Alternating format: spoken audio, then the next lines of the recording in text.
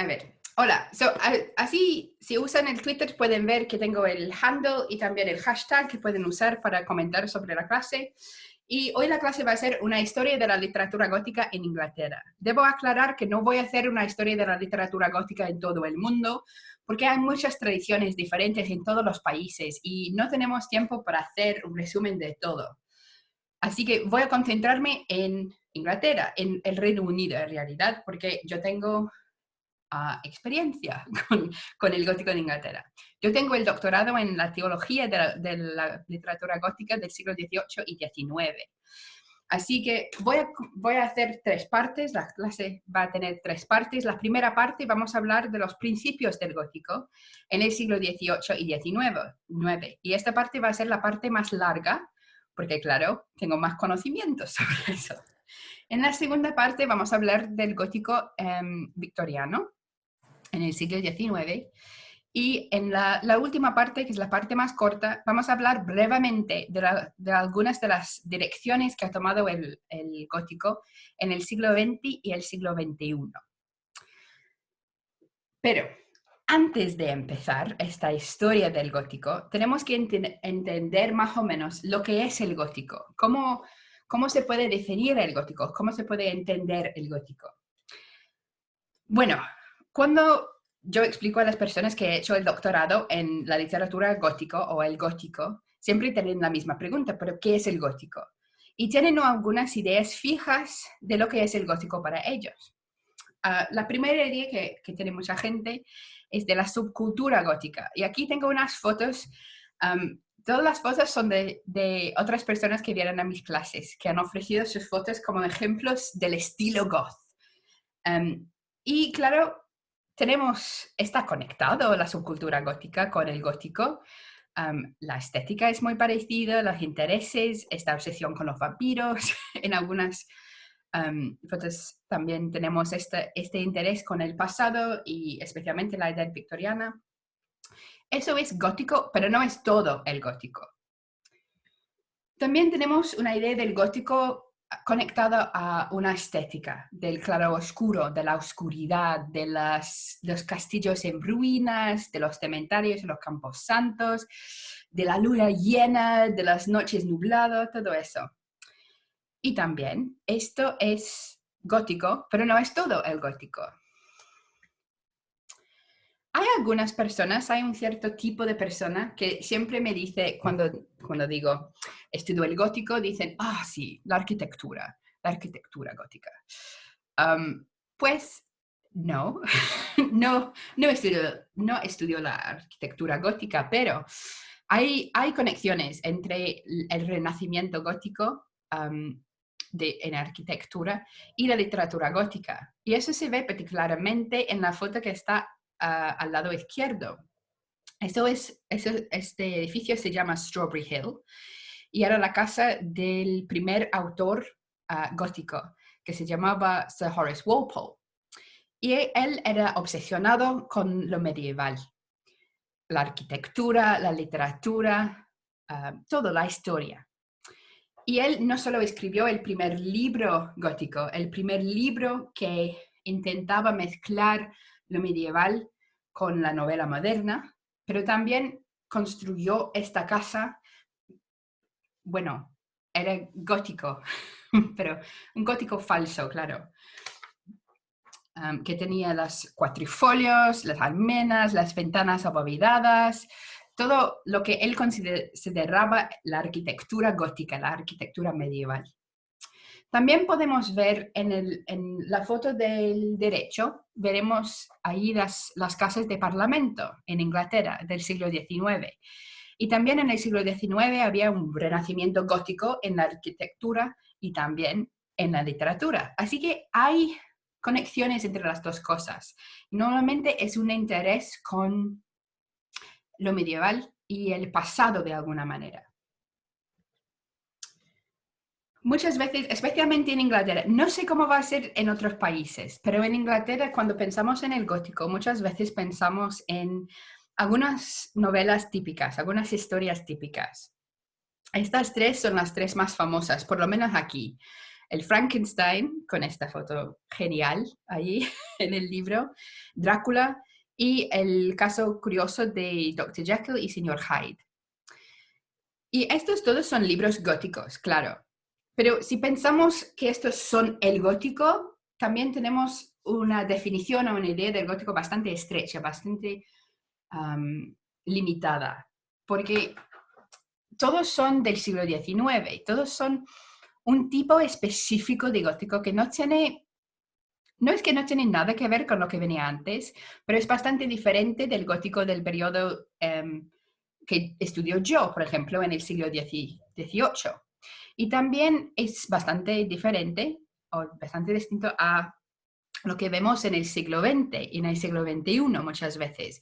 Y la manera en que el gótico como modo se ha ido creciendo, desarrollando, evolucionando durante el siglo XX y tiene conexiones ya en el siglo XX y XXI con la ciencia ficción, con los detectives, con el horror, con los romances.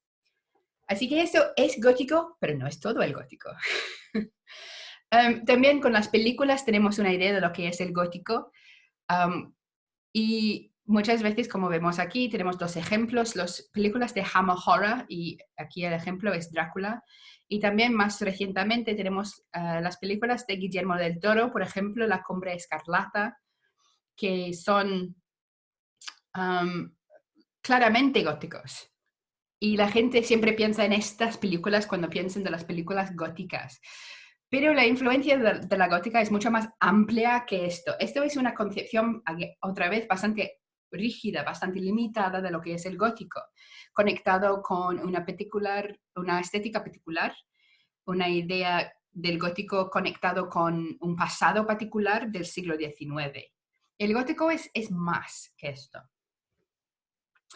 Aquí tenemos muchos ejemplos de la variedad que tiene el gótico en el siglo XVIII hasta hoy. Y tengo muchos ejemplos aquí.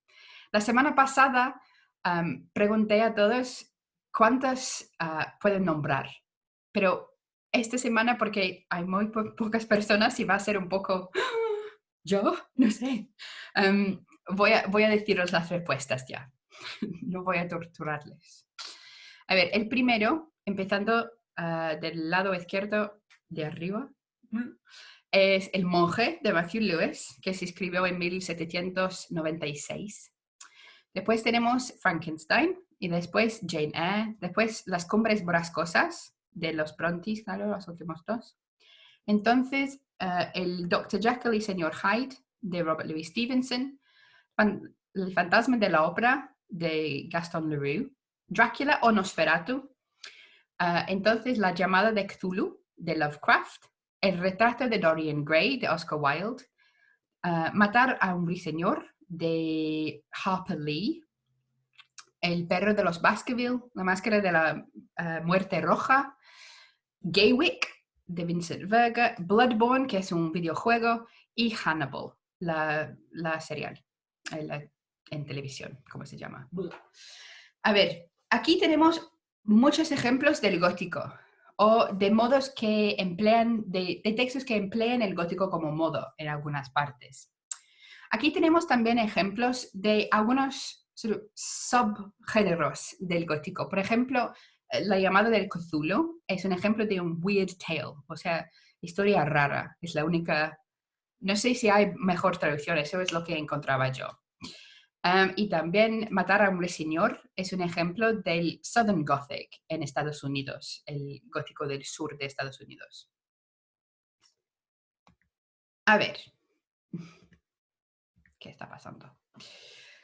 Ya hemos visto algunos ejemplos del gótico. Hemos visto cómo hay mucha variedad en el gótico. No hay solo un modo de ser gótico. No voy a daros una definición fija del gótico porque hay muchas definiciones. Hay mucho debate en la comunidad crítica o de críticos sobre lo que es el gótico. Y a mí siempre me parece que cuando tenemos una definición, la definición nos limita y muchas veces excluye textos que claramente son góticos. que se llamaban góticos. Así que voy a daros algunos ejemplos de cómo podemos no definir, pero entender el gótico. Algunas ideas que también yo quiero no rechazar, pero quiero dar un poco más, bueno, quiero dar unas matices más finas, así decirlo. Lo primero es, muchas veces el gótico se considera una literatura de lo sobrenatural, del sobrenatural. O sea que tenemos un sobrenatural real, tenemos fantasmas, demonios, monstruos, vampiros, hombres lobos. O a veces un sobrenatural explicado. O sea que oímos un ruido, pensamos, oh, puede ser un fantasma, pero no. Parece que es mi madre que ha estado encarcelado en el sótano durante 20 años. Y sí, eso pasa mucho. Tenemos muchas veces en el gótico lo sobrenatural o el sobrenatural explicado, pero no siempre. No debemos universalizarlo. A mí me parece mejor hablar del gótico como una literatura de incertidumbre. Y a veces pasa que esta incertidumbre tiene que ver con el sobrenatural. Tenemos que confrontarnos con un mundo que no es como nosotros entendemos. Hay un sobrenatural, hay un más allá que tenemos que enfrentar. Pero a veces esta incertidumbre tiene que ver con otras cosas. Tiene que ver con nuestra concepción del mundo, con nuestra concepción de nuestra familia, de la casa, de la sociedad. Y lo que hace el libro gótico es que nos confronta con un mundo que es amenazador muchas veces, en que todo es incierto. Hay una incertidumbre en medio del texto y tenemos que resolver el misterio, tenemos que enfrentarnos a esta incertidumbre. También con el gótico hay la idea que es una literatura de miedo y terror. Eso también, como muchos de vosotros ya sabéis, a mí no me gusta como explicación, porque si nos concentramos en el miedo y el terror, perdemos algo. Perdemos la literatura que no se concentra en el miedo y el terror. Los libros que yo estudio del siglo XVIII no tienen mucho de miedo, son ridiculosos muchas veces, son excesivos. Me hacen reír, pero no siento nada de miedo. También ignora la importancia del romance gótico, por ejemplo, en el siglo XX. Si concentramos en el miedo y el terror, es muy fácil decir que el romance gótico no es importante, porque no tiene mucho de miedo, no tiene mucho de terror, tiene un final feliz, es una historia de amor. Pero es claramente gótico, se vendía como gótico, era súper popular. Así que no debemos concentrarnos solamente en miedo y terror. Lo que a mí me parece una mejor manera de pensar en el gótico es una literatura entre el miedo y el deseo. Siempre los textos góticos nos enfrentan con algo que deseamos y algo que nos da miedo. Muchas veces es la misma cosa. Por ejemplo, el vampiro. Deseamos el vampiro y nos da miedo. Pero siempre hay este balance en el gótico, un balance entre el miedo y el deseo. No es solo miedo, no es solo terror. Tenemos una mezcla. Y en algunos libros el deseo es más importante, como en los romances góticos. Muchas veces se piensa del gótico como una literatura de la pesadilla y también, yo diría, mejor dicho, un modo onírico. O sea, un género, un tipo de literatura que tiene un lógico de sueño muchas veces, que nos confronta con lo terrorífico, pero también funciona casi como un sueño cuando estamos leyéndolo.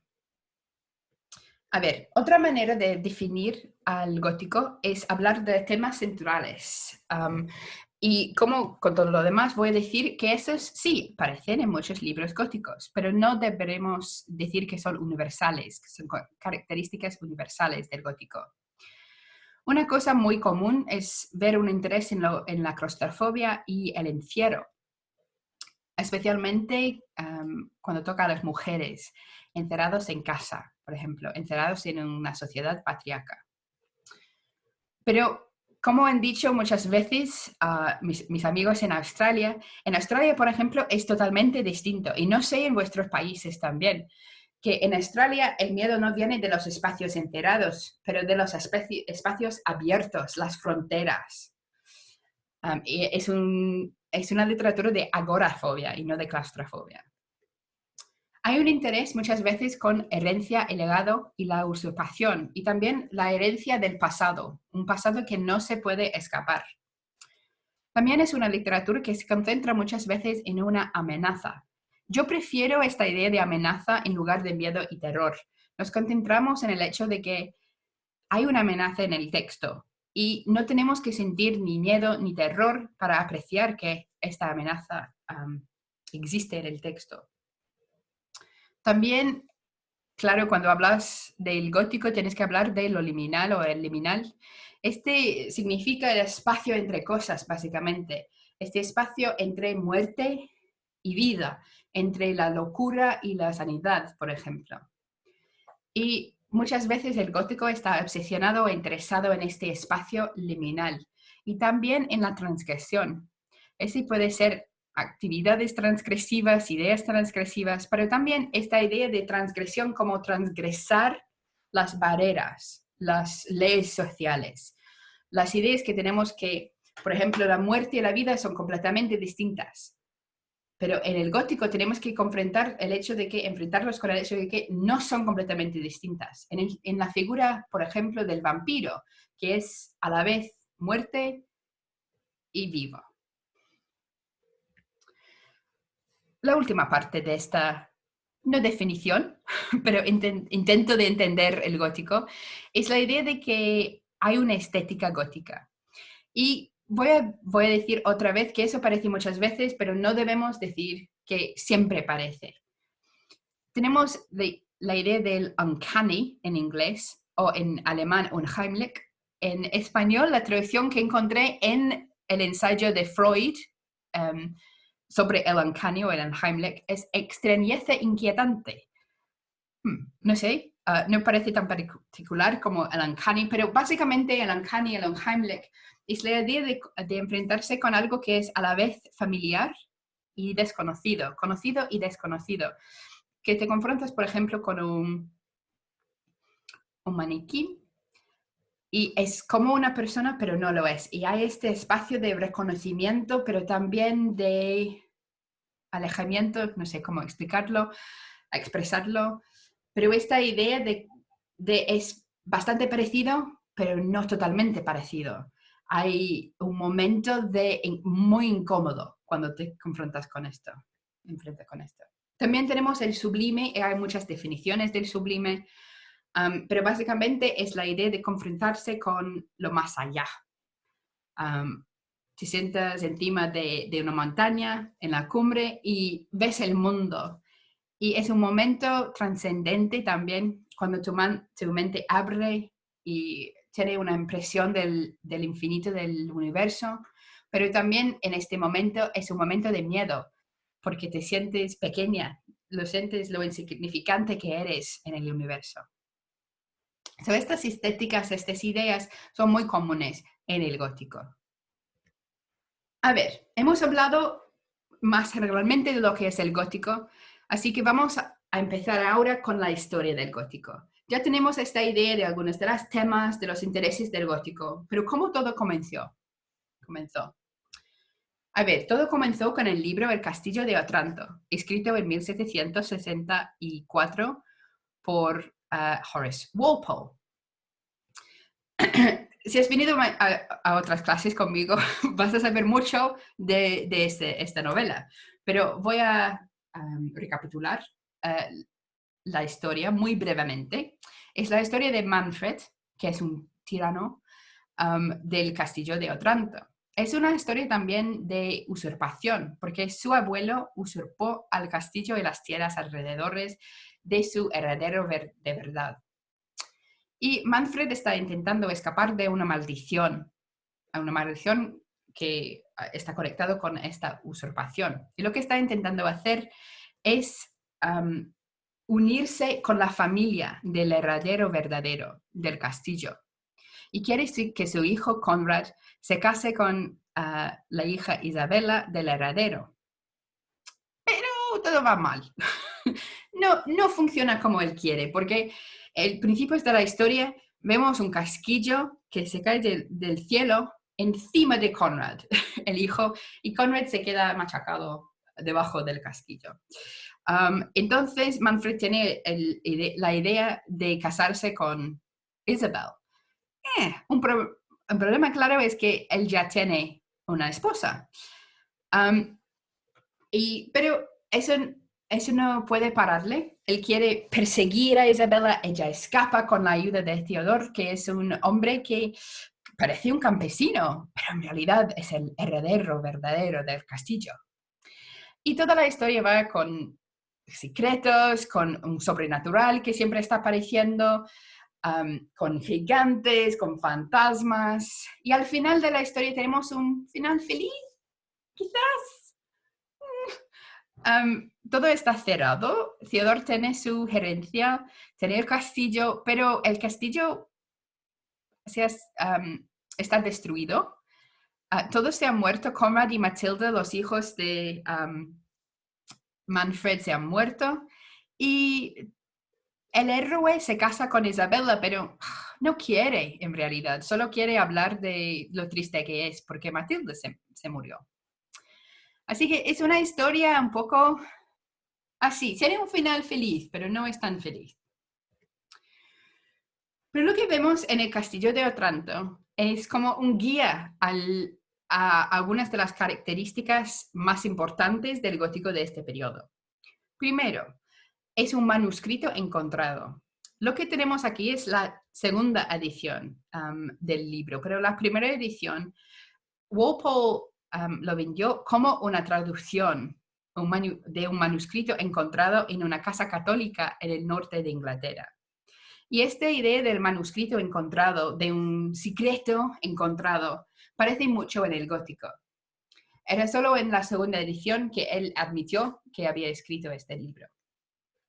Tenemos en el libro un entorno mediterráneo y católico, y eso también es muy popular. Muchas veces la acción en estos libros, los libros góticos de este periodo, todo tiene lugar en países como España, Italia, Francia, a veces Alemania también, o en lugares en el Reino Unido que se consideraban salvajes, feroces, bárbaros, como Escocia, Yorkshire, Irlanda. Y también hay un entorno católico. Es un tema bastante popular en el gótico de este periodo, un anticatolicismo. Vemos las instituciones religiosas como lugares de peligro para las mujeres especialmente y para los hombres. Tenemos en este caso el sobrenatural, un sobrenatural, como he dicho ya, excesivo. Y no vamos a ver un sobrenatural tan excesivo durante unos casi 30 años.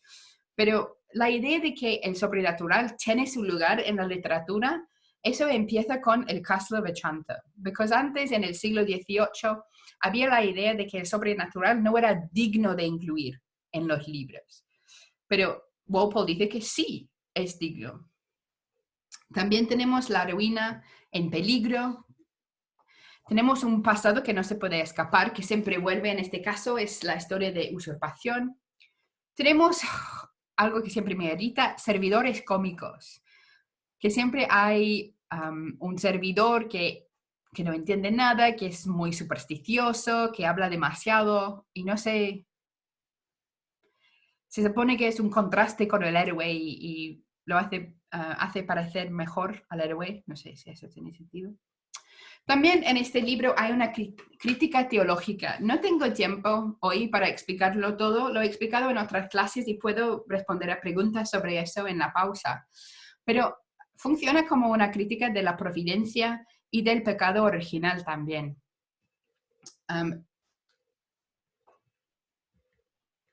Lo que vemos... sí, eso es importante para mí porque siempre a mí me parece que el gótico es muy teológico y lo vemos ya con este primer libro. A ver, lo que es interesante también de Walpole es que él intentó definir al gótico. Empezó el gótico e intentó definir el proyecto del gótico. Lo tengo en inglés y en español aquí. dijo que fue un intento por mezclar los dos tipos de romance, el antiguo y el moderno. En el primero todo era imaginación e inverosimilitud. En el segundo se ha pretendido siempre, y a veces se ha logrado con éxito, copiar a la naturaleza. Cuando dice romance, antiguo romance quiere decir romance medieval, como las leyendas de Arturo aquí en Inglaterra. Y el moderno es la novela, como el Don Quijote en España, claro, en Inglaterra Robinson Crusoe, cosas así. Y él dice que lo bueno del antiguo es que tenía imaginación, que tenía magia, tenía lo sobrenatural. Pero lo malo era que era inverosímil, que no tenía nada que ver con la realidad. Pero dice que las novelas modernas tienen mucho de realidad, pero no tienen nada de magia, no son interesantes. Y lo que quiere hacer él es mezclar estos dos tipos de romances y crear un nuevo tipo de libro, el gótico. Era muy influencial, pero no inmediatamente. Durante las próximas 15, 20 años no tenemos muchos ejemplos del gótico. Tenemos algunos, he puesto 3 ejemplos aquí, que hacen cosas diferentes. Y Walpole ha influenciado a todas las escritoras de modos diferentes. In the Recess, o El Receso, de Sophia Lee, es una historia que trata de las hijas inventadas de la reina María de Escocia. Es una novela histórica y eso también se puede conectarlo con, eso es la conexión con Walpole. Y también es una novela de claustrofobia, de encierro, porque al principio de esta novela vemos que esas 2 hijas de María se han crecido en un receso debajo de una casa. Es casi un cárcel, pero es para su seguridad, no para encarcelarles. Así que tenemos ya esta idea, el interés en novelas históricas, que viene de Walpole. Y también novelas que exploran esta idea de claustrofobia, de miedo, de amenaza y la posición de la mujer en la sociedad también. El segundo libro se llama The Old English Baron, o el varón inglés viejo, el viejo varón inglés, de Clara Reeve. Y este está más obviamente conectado con Horace Walpole y Castillo de Otranto, porque ella escribe en la introducción al libro que ella está teniendo la idea, está usando la idea de Walpole, está intentando escribir esta mezcla de nuevo y antiguo, pero ella está también corrigiendo a Walpole. Ella dice que su sobrenatural era demasiado excesivo y que tenemos que contener lo sobrenatural entre debe ser probable, debe ser posible. Así que ella solo tiene un par de fantasmas, unos sueños proféticos y una puerta que se abre mágicamente. Y esta idea de que lo sobrenatural debería ser probable o posible era muy influencial. Y eso lo vemos durante unos 10 años, es la idea que domina. El último libro aquí es de la escritora más famosa del gótico, que es Anne Radcliffe. Y es su primer libro, es un libro de jovencita, básicamente. No es muy desarrollado, es divertido, pero no es su mejor obra. Se llama Los castillos de Athlin and Dunbayne. Tiene lugar en Escocia en la Edad Media. Así que todavía tenemos este interés con la Edad Media. Y como el Castillo de Otranto, como el viejo varón inglés, es una historia de persecución, de usurpación y también de un campesino que en realidad es el heredero del castillo. Vamos adelante. He usado el libro de Radcliffe aquí, no porque es por sí muy interesante, pero porque Radcliffe es el siguiente paso en la historia del gótico. Y voy a hablar del gótico de terror. También se llama muchas veces The Radcliffean Gothic o el gótico de Radcliffe. y a veces se llama el gótico femenino o de mujeres. Esta última no me gusta nada, y voy a deciros por qué.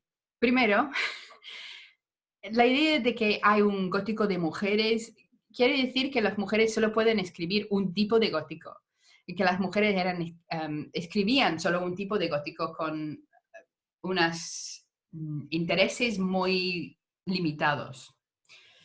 Eso no es verdad. Y la segunda razón es porque se supone que el gótico de mujeres lo escriben mujeres, pero en realidad no. Muchos de estos libros del gótico de terror fueron escritos por hombres. Y voy a daros un ejemplo en unos minutos aquí.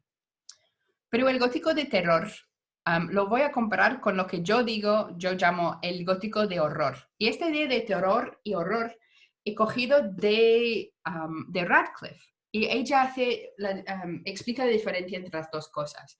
Terror es algo que llama la curiosidad, que abre la mente, que ves algo que no puedes explicar y tu mente va pensando en explicaciones, va pensando en lo más allá. No puedes dejar de considerar que el mundo es más de lo que pensabas.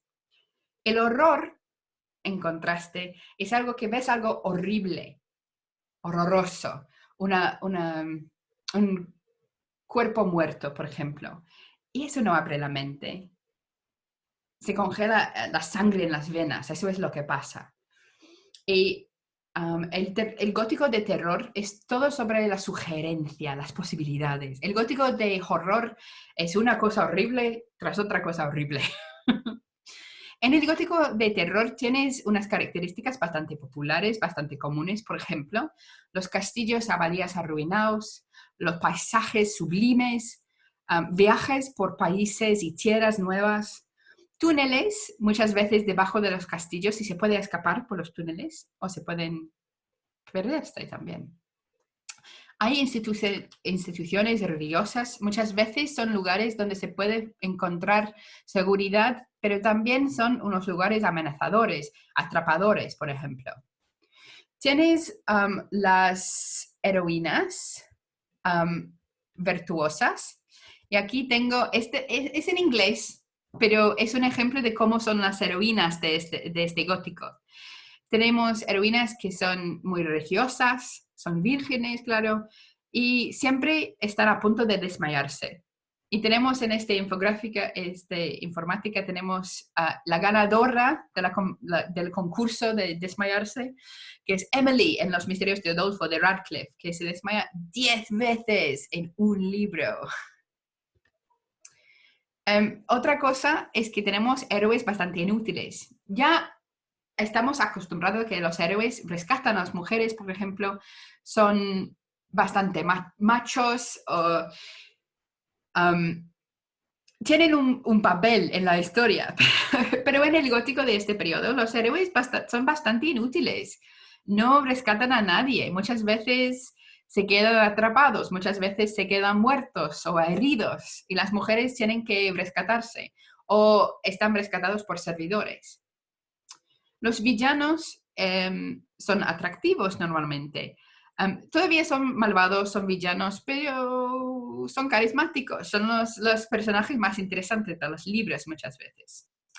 Tenemos los servidores cómicos supersticiosos y tenemos con el gótico de terror un final feliz para el libro. Todo el mundo se queda más o menos vivos, con la excepción del villano, claro. Unos estudios de caso con el gótico de terror. Ya he hablado de Radcliffe y lo podemos llamar el gótico de Radcliffe también un poco.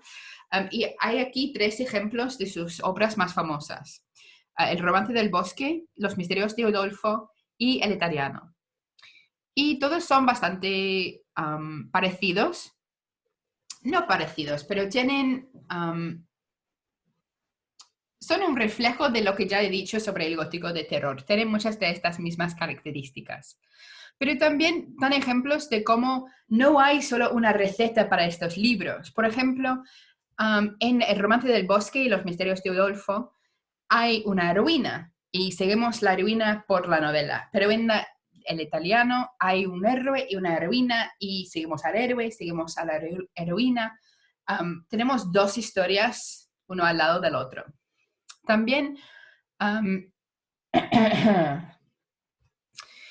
a ver, voy a daros un ejemplo de cómo es un gótico de terror, porque voy a hablaros de los misterios de Udolfo y qué pasa con los misterios de Udolfo. En este libro tenemos la heroína Emily y se muere su padre y su madre y se queda sola, pero tiene que ir a vivir con su tía. Y su tía se casa con un hombre que se llama Montoni y allí se empiezan los problemas, porque Montoni es el malvado villano de la obra y él básicamente secuestra a Emily. Y ella tiene que ir a Venecia y él intenta forzarla, casarla con un amigo suyo y después la secuestra al castillo de Udolfo en las montañas y ella tiene que escapar y también tiene que resolver el misterio, dos misterios, lo que pasó con la dueña del castillo de Udolfo y también el misterio de su nacimiento, porque en medio de la historia se da cuenta de que quizás no es la hija de su madre. Después de escapar de Udolfo tenemos unos cuantos cientos de páginas todavía y tenemos que resolver los misterios y también tenemos que resolver la relación con el héroe Valanco, porque Valanco mientras Emily estaba en el castillo de Udolfo, Valanco estaba en Francia y no ayudaba, no hacía nada para ayudar, solo lloraba y jugaba a cartas y pasaba el tiempo con mujeres de mala reputación. Y al final, cuando Emily se ha escapado y ve a Valanco otra vez, ella le rechaza. Y después tenemos toda la novela para encontrar la solución, para ver lo que pasó con ellas. Y al final hay un final feliz, no se preocupe. Y resolvemos los misterios del libro. Eso es un ejemplo del gótico de terror. Tengo otro aquí y quiero daros algunos ejemplos para ver la variedad que hay. En El huérfano del Rin, por Elena Sleeth, lo que vemos no es una historia de una mujer o de un hombre. No vemos, no nos concentramos en una historia. En lugar de eso tenemos una multitud de historias diferentes de muchos personajes en el libro.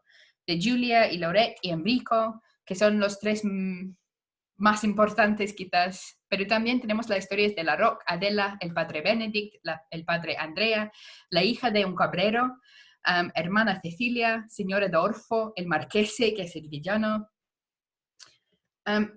Y cada historia es diferente. Tenemos monjes misteriosos con mensajes misteriosos. Tenemos traición, seducción, secuestros, asesinato por error. Porque claro, es muy fácil, ¿no? Que intentas matar a tu amante y matas a tu mujer. Pasa. Asesinato deliberado.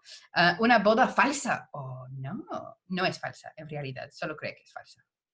Hay huérfanos, asesinos del bosque, ladrones y mucho, mucho más. Pero lo que es quizá más interesante sobre este libro es que es procatólico. Muchas veces tenemos la asociación del gótico con el anticatolicismo, pero es un poco más complicado que eso. Y este libro es un ejemplo, porque en este libro casi todos los personajes son católicos, todos los personajes virtuosos son católicos. Julie, por ejemplo, rechaza la idea de casarse con un protestante. Así que tenemos un libro que es bastante procatólico, pero todavía gótico. El último ejemplo, último estudio de caso es Ethelwine, por el autor T.J. Hosley Curtis. Tiene lugar en el siglo XIV en Gales. Y es interesante, claro, porque el autor es un hombre. Es un hombre también de un clase un poco más baja que Radcliffe, por ejemplo, o Sleeth. Es una historia de Ethelwine, claro. Ethelwine tiene un hermano Arthur que se desapareció cuando era un niño. Y también hay Augustine y Emma, que son dos huérfanos que viven en su castillo. Ethelwine y Augustine están enamorados y Arthur y Emma también son enamorados. Ethelwine ha heredado el castillo y las tierras porque Arthur se desapareció. Y Leopold, que es el villano, su primo y el Lord de Saint-Hubert, quiere sus tierras. Así que él intenta casarse con Ethelwina, pero lo intenta cuando ella está inconsciente y ella dice que eso no cuenta. Así que él la secuestra hasta su castillo en Gales y ella se queda en una torre arruinada encima de un acantilado. Es todo muy peligroso. Vimos algunas diferencias también con el modelo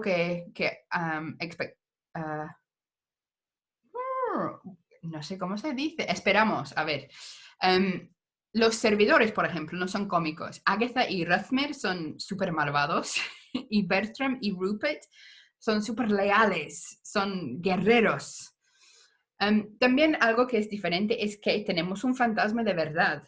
Es el fantasma del padre de Ethelwina y que él la protege cuando está en el castillo ese en Gales. A ver, hemos hablado del gótico de terror, ahora tenemos el gótico de horror. El libro más famoso es El monje de Matthew Lewis, que lo vemos aquí, que es la historia de un monje que se llama Ambrosio, que él cree que no puede pecar, que es sin pecado, y el diablo no está de acuerdo. Así que él empieza con las tentaciones y al final Ambrosio ha matado a su madre y a su hermana, ha violado a su hermana, ha firmado un pacto con el diablo, está todo mal. Y como vemos el gótico de horror, vamos a ver cosas horribles uno tras otro.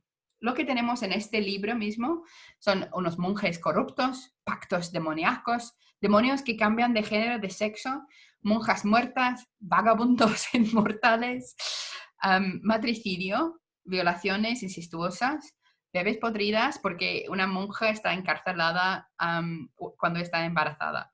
Y también el diablo mismo. Los góticos de horror están llenos de cosas horribles. Y aquí son los tropos más populares. En el 5 hay la tortura en la Inquisición. La Inquisición aparece en muchos libros góticos, pero la diferencia entre el gótico de horror y la gótica, el gótico de terror y horror es que en el gótico de horror nos concentramos mucho más en la tortura. Muchas veces es un poco sexual también, ¿no? Tenemos la depravación monástica, nigromancia y fantasmas también muchas veces están conectados. Tenemos sociedades secretas. Este es un tropo que viene de Alemania y es más popular en los libros de Alemania, pero también tenemos algo parecido con las bandas de ladrones. Y son tropos parecidos porque son grupos de personas que amenazan a los héroes, a las heroínas de las novelas. Y claro, en primer lugar, el pacto demoníaco, que vemos en muchos libros y es un tropo favorito mío. A ver, unos ejemplos de los góticos de horror. El monje, ya hemos hablado del monje.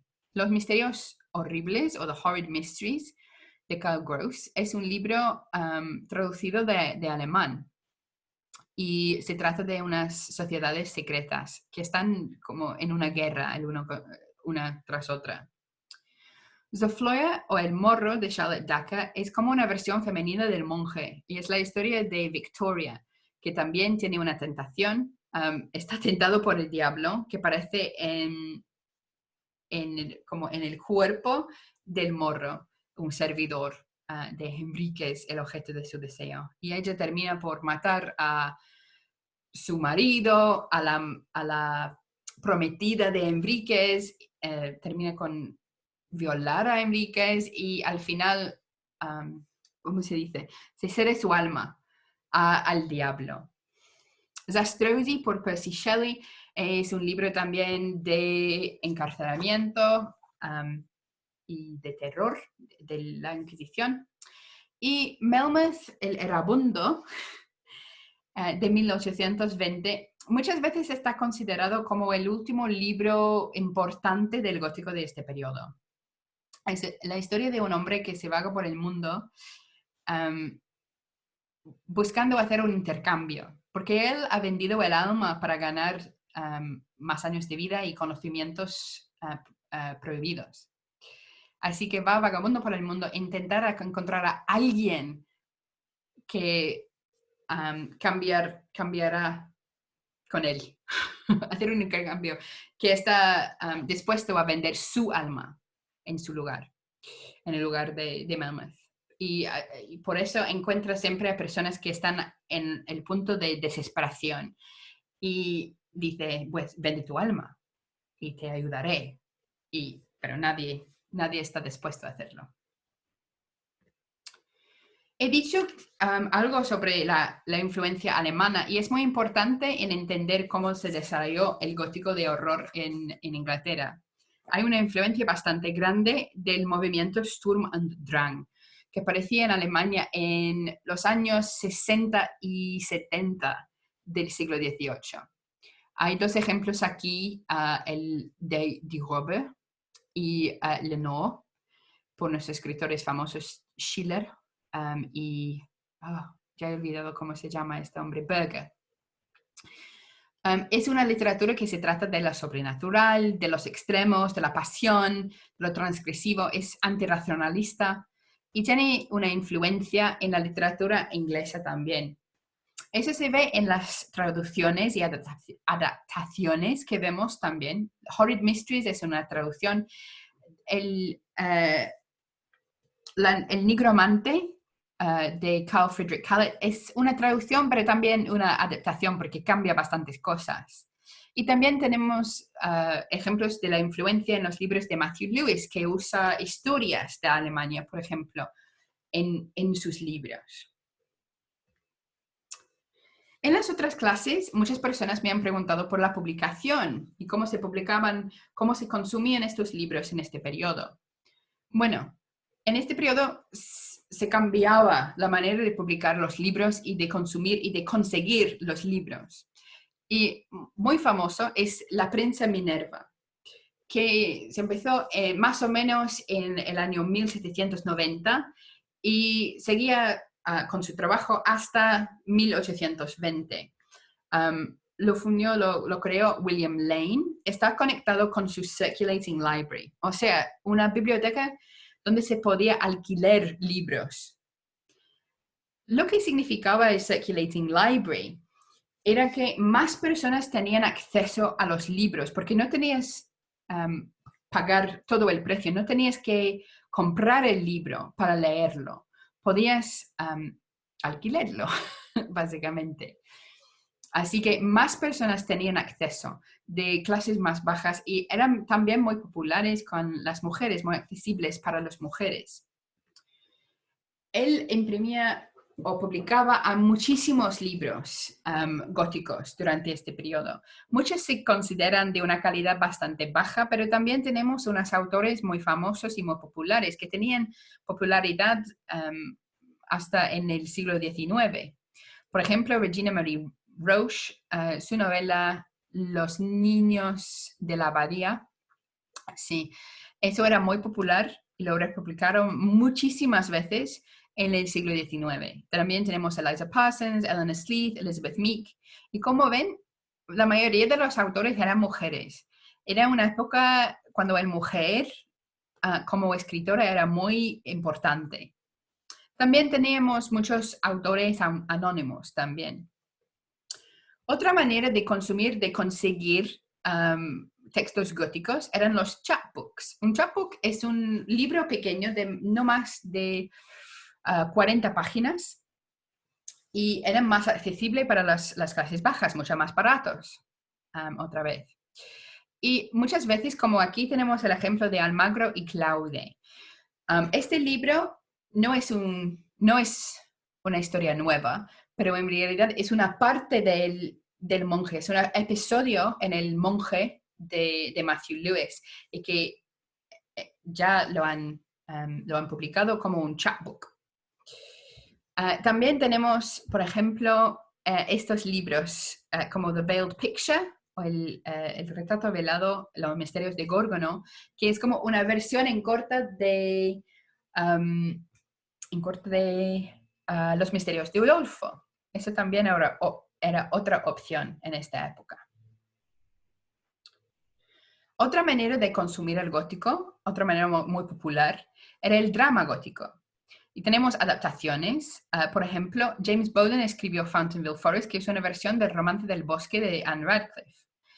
Es interesante ver cómo lo cambiaban, porque en los chapbooks, en el Minerva Press y en el drama gótico, lo que vemos es más sensación, es más sensacional. En el Romance del Bosque no hay un fantasma, o si hay, solo parece en un sueño. Y no sabemos si parece de verdad o no. Pero claro, cuando tenemos una obra de teatro, tenemos que hacer una decisión. O existe o no existe. O tenemos que mostrar que no hay nada en el espacio, o tenemos que ver un fantasma. Tenemos que poner un fantasma en la escena, en el escenario. Y claro, James Bowden ni tenía dudas sobre eso, ni tenía que pensar en esto. No tengo que pensar. Él incluyó un fantasma real, un fantasma de verdad en la obra de teatro. So, tenemos una versión más sensacional del libro original. También hay obras originales muchas veces escritas por autores de novelas góticas también. Por ejemplo, tenemos aquí La Madre Misteriosa de Horace Walpole, que era, bueno, era escandaloso porque se trataba de un incesto entre una madre y su hijo. No se parecía en el escenario, me parece, no se parecía en el teatro. También tenemos de Matthew Lewis, el autor del Monje. Tenemos Benoni, que es una obra de teatro que se trata de la persecución católica de unos jóvenes. Ya he dicho que había dos direcciones, pero en realidad había otras direcciones también para el gótico durante este periodo. Lo que pasa es que no eran tan populares. Tenemos, por ejemplo, el Vathek de William Beckford, que mezclaba el orientalismo y el gótico. Es una historia de un califa que hace un pacto con el diablo, pero todo tiene lugar en un país islámico y incluye aspectos de la mitología, de la teología del islámico también. No había muchos ejemplos de esta mezcla de orientalismo y gótico en este periodo, pero claro, se vuelve mucho más popular en el siglo XIX, especialmente cuando tenemos la mezcla de libros sobre África y especialmente Egipto y el gótico. Historias de la momia, por ejemplo. Con Mary Wollstonecraft, María o los agravios de la mujer, tenemos un ejemplo del gótico feminista.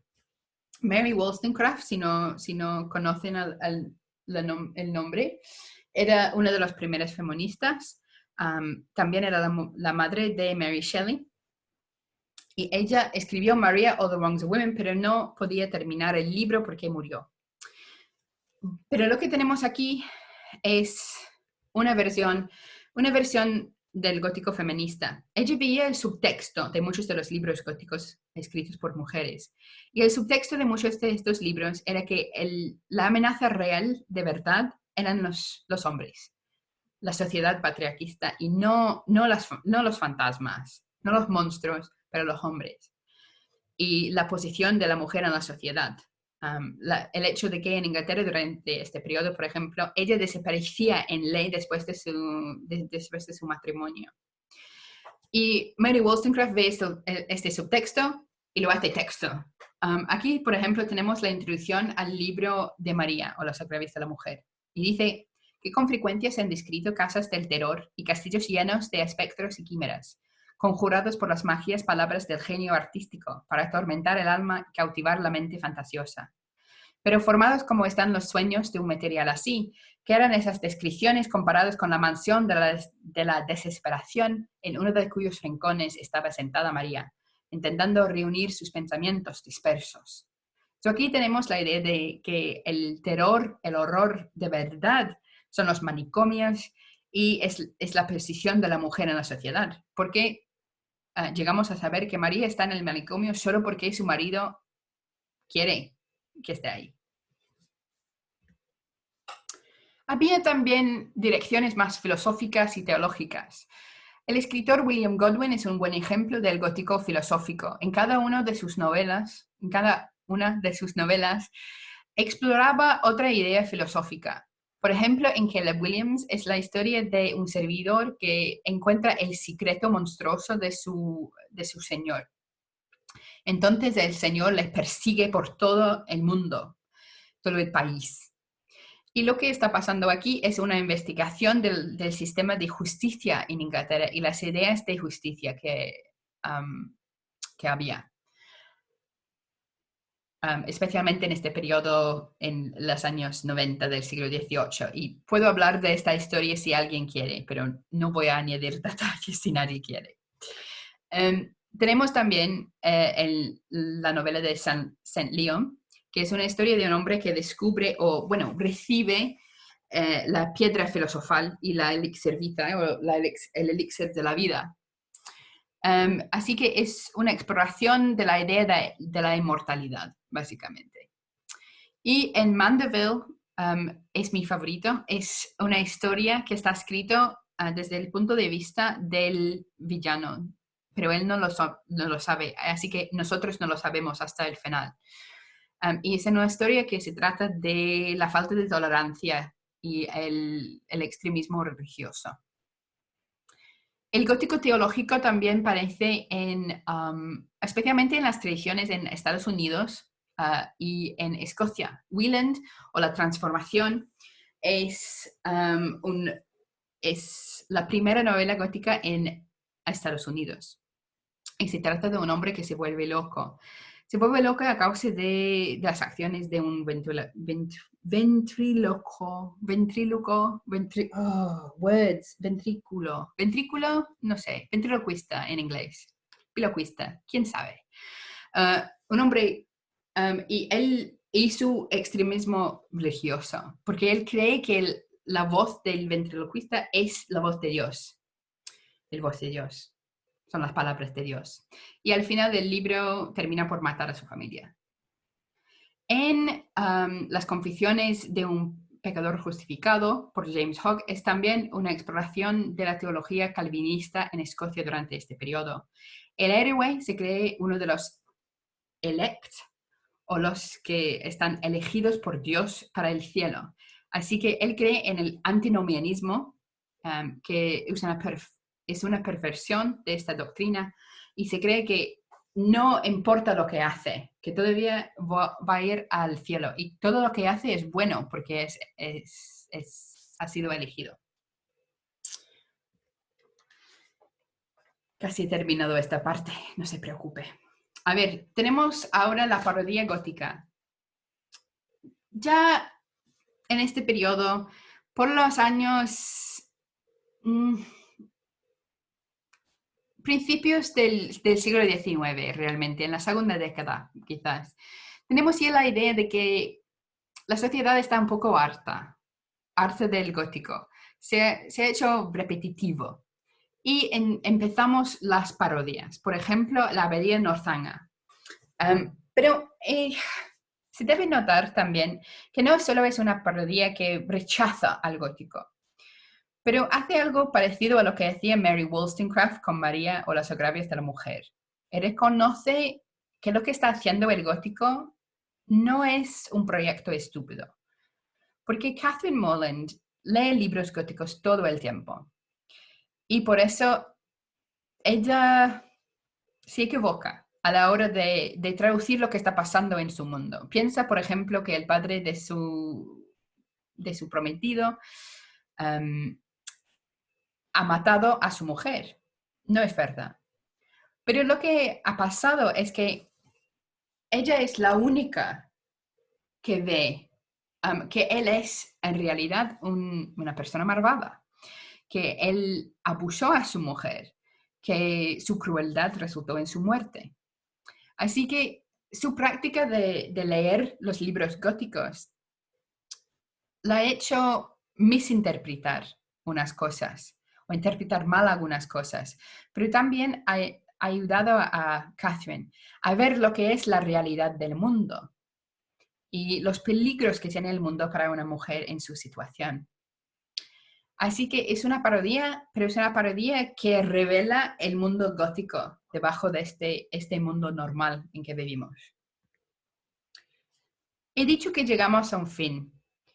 Ya hemos llegado a la época de la parodia, pero también llegamos a un comienzo. Vemos algunas cosas que van a volverse muy importantes en el gótico del futuro, en el gótico de la edad victoriana, por ejemplo. Primero, vemos el nacimiento del vampiro en la literatura.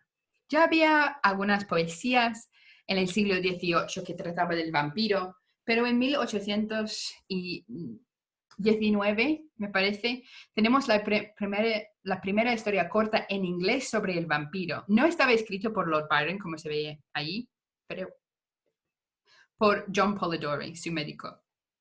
Y es un vampiro bastante virónico, pero antivirónico, porque lo que intentaba hacer Polidori era retratar Byron como un monstruoso vampiro, seduciendo a todo el mundo y matando, básicamente, traicionando a todo el mundo. La otra cosa nueva que tenemos, claro, es la mezcla de ciencia ficción y gótico. La ciencia ficción gótica, y vemos el primer ejemplo, se puede decir, en Frankenstein de Mary Shelley, porque ella mezclaba la ciencia del periodo del calvinismo, por ejemplo, con las ideas, unas temas góticas, una novela gótica. Y eso, claro, va a ser muy importante en el futuro del gótico hasta el día de hoy. Así que, pausa. ¿Tienes preguntas? Hola. I'm gonna die. A ver, dime, ¿alguien tiene alguna pregunta, por favor? Si quieres, si he dicho algo mal muchas veces, porfa, dígamelo y no lo repetiré en adelante.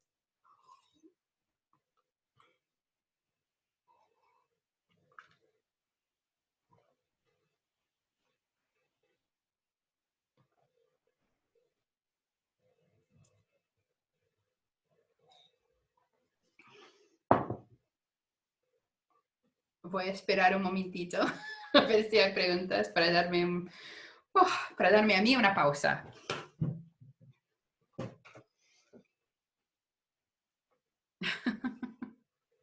Gracias.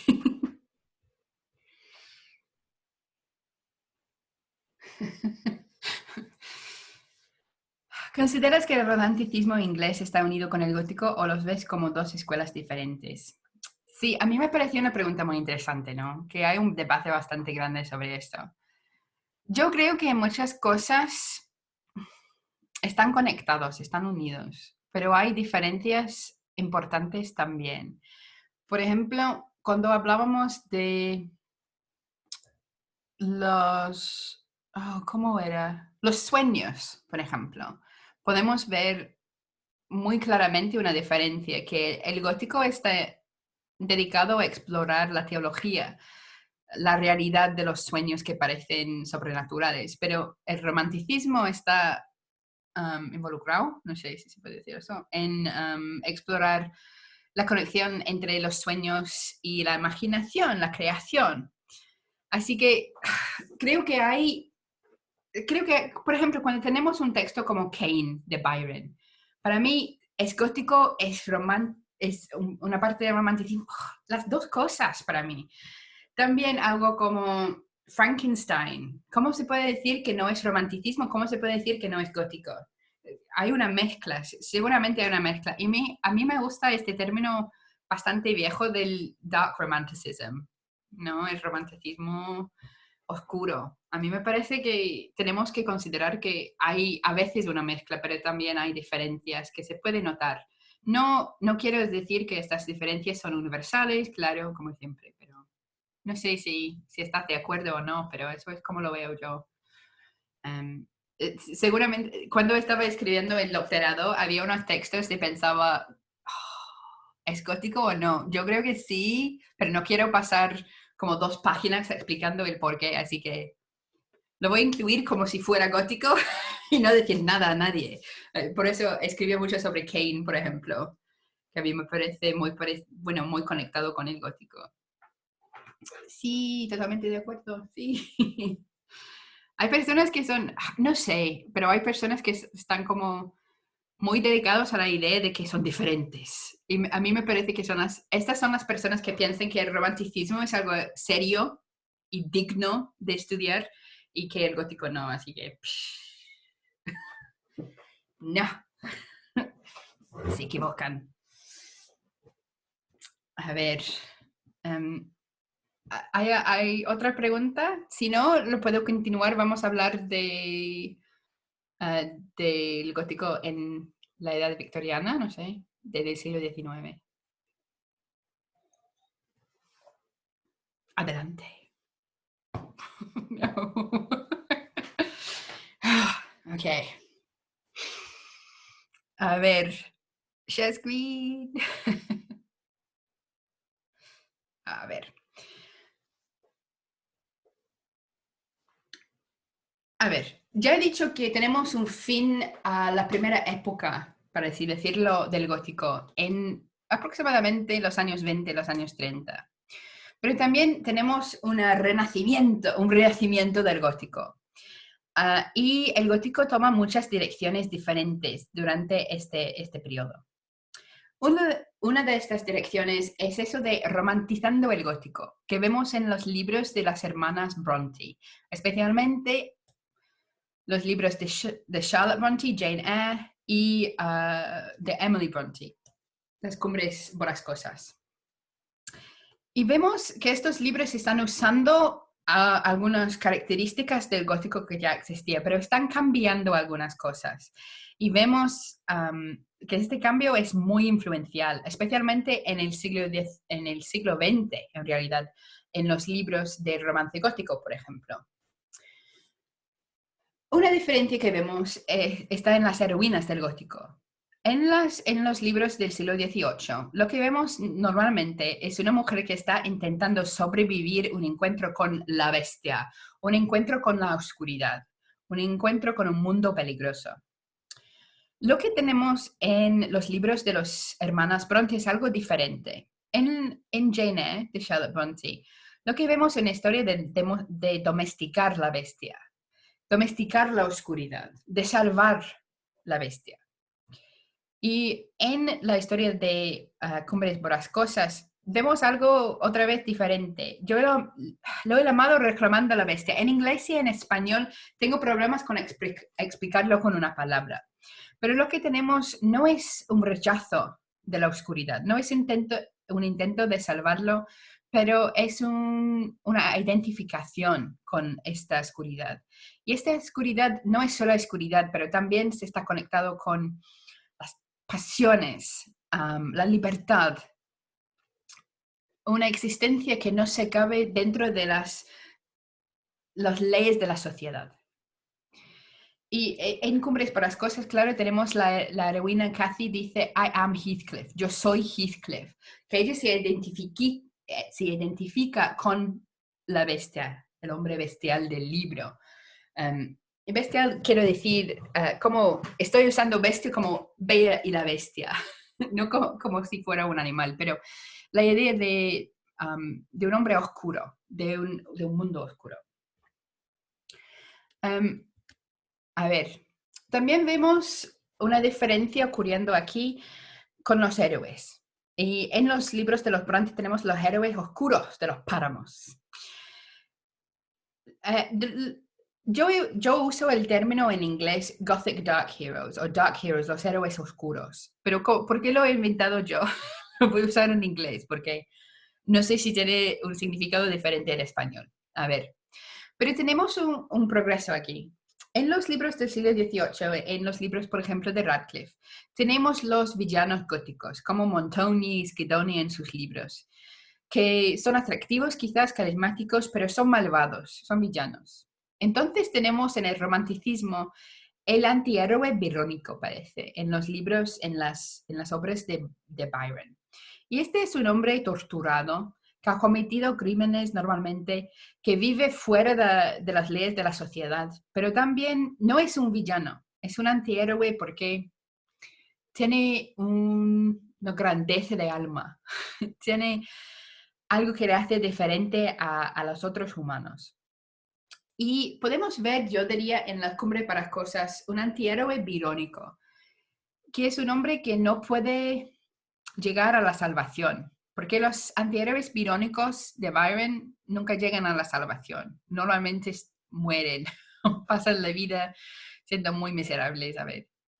Pero eso es lo que tenemos en las Cumbres para Cosas todavía, me parece. Un antihéroe que no puede llegar a la salvación, que no puede llegar a ser amado y amar sin destruir al objeto de su amor y destruir a sí mismo. Pero entonces en Charlotte Bronte, en el libro de Jane Eyre, llegamos al Dark Hero, o el héroe oscuro, de Mr. Rochester, que es un héroe que se puede salvar, que tú puedes salvar, que la mujer puede salvar en la historia, que puede estar rescatado de su estado fuera de la sociedad, por ejemplo.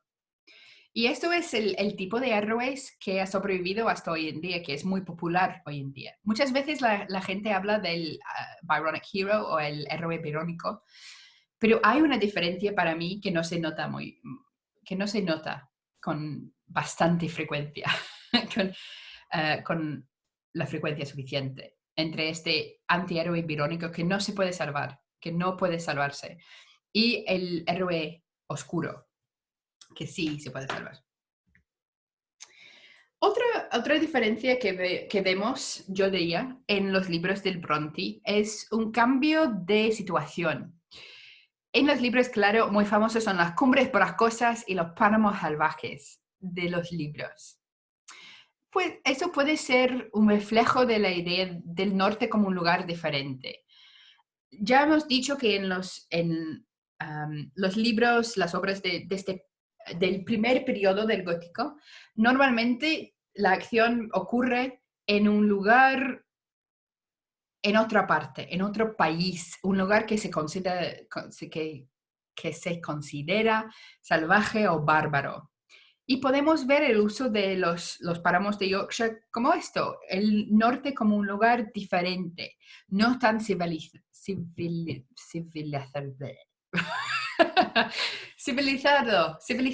Oh, a ver, lo podemos ver así, pero yo diría que algo diferente está pasando. Podemos también verlo como un horror vuelto a casa, un terror vuelto a casa. Y eso es algo que vemos en el siglo XIX, en el gótico victoriano. Vemos este movimiento. Ya no estamos en las afueras, ya no estamos en otros países, otros lugares salvajes. En lugar de eso, el terror está en nuestras casas, está en nuestras ciudades, está en nuestros mundos. No viene de otra parte. Está ya aquí con nosotros. Y se puede verlo así también en los libros de los Brontes. Pero yo diría que se ve algo también un poco diferente. Se ve una celebración de estos lugares también. Y eso es importante en los libros de los Brontes. Y eso también tiene influencia, yo diría, en el romance gótico y también en cómo imaginamos a los páramos de Yorkshire. Tenemos la idea de la libertad de estos páramos salvajes, que son lugares de peligro, seguramente, que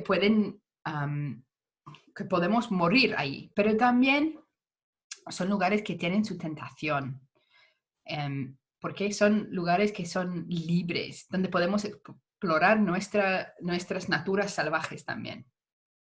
Y creo que eso es una importante influencia que tienen los Brontes. He dicho que una de las características del gótico en este periodo es la idea del terror que vuelve a casa. Y lo vemos en estos dos ejemplos. Muchas veces en el siglo XIX tenemos un gótico que tiene lugar en las ciudades. Eso, claro, es en parte un reflejo de la urbanización de este periodo y el hecho de que están tenemos más y más estas grandes ciudades que son oscuras, que son llenas de crímenes, que tienen condiciones bastante bajas de vida. Y un ejemplo de esta idea de una ciudad oscura se ve en el caso curioso del Dr. Jekyll y Sr. Hyde, donde todo pasa en Londres, en las callejuelas de Londres.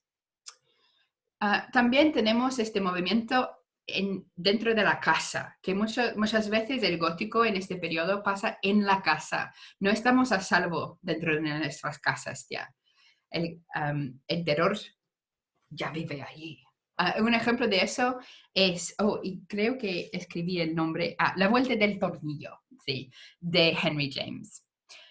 Que claro, es la historia de una mujer que va a vivir en una casa en el norte de Inglaterra y hay fantasmas, hay una amenaza que ella no entiende del todo. Hemos visto una faceta de lo que está pasando en esta época del gótico.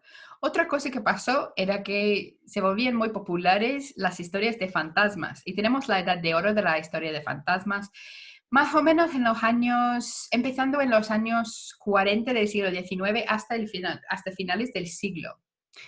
Claro, hay una tradición navideña en Inglaterra de contar historias de fantasmas y eso tiene una larga historia, pero se volvió a la popularidad en el siglo XIX y eso tiene que ver también con la influencia de Dickens, que cada año él publicó, no solamente con Dickens, pero era muy influencial. Él publicaba esta revista Household Words cada semana, pero cada Navidad él publicaba una edición especial que tenía historias de fantasmas de muchos escritores famosos, especialmente para Navidad. También tenemos los libros de Navidad de Charles Dickens, que ya tenemos los 5 ejemplos aquí. Lo más famoso, claro, es el cuento de Navidad de 1843. Y estos eran especiales ediciones con dibujos súper bellos que aparecían cada Navidad durante estos años. Y también tenía una influencia. También tenemos unos nuevos centros, nuevas direcciones para las historias de fantasmas, apareciendo, por ejemplo, en el trabajo de Edgar Allan Poe, quien otra vez tenía mucha influencia. Él no inventó, pero popularizó, eso es cierto, la historia del horror psicológico. Por ejemplo, tenemos ahí El pozo y el péndulo, que es la historia de un hombre que ve acercándose la muerte. Y muy relevante para la situación de hoy, también, claro, tenemos la máscara de la muerte roja, que es una historia de unos ricos que intentan esconderse de una plaga en una casa fuera de la ciudad, pero la plaga llega y las acecha. Les acecha. También en este periodo, especialmente en países como Rusia, Francia y Alemania, tenemos el gótico fantástico. El fantástico significa literalmente la hesitación entre explicaciones. El gótico fantástico es un libro o una historia en que tenemos que decidir cómo interpretar lo que está pasando. Y no está claro si es todo sobrenatural o tiene unas explicaciones naturales. Unos ejemplos, tenemos La Orla de Guy de Maupassant, que es un escritor francés, y él escribió sobre una cosa invisible, una criatura invisible que acecha a este hombre, pero no está cierto si esto existe o no, si el hombre se vuelve loco.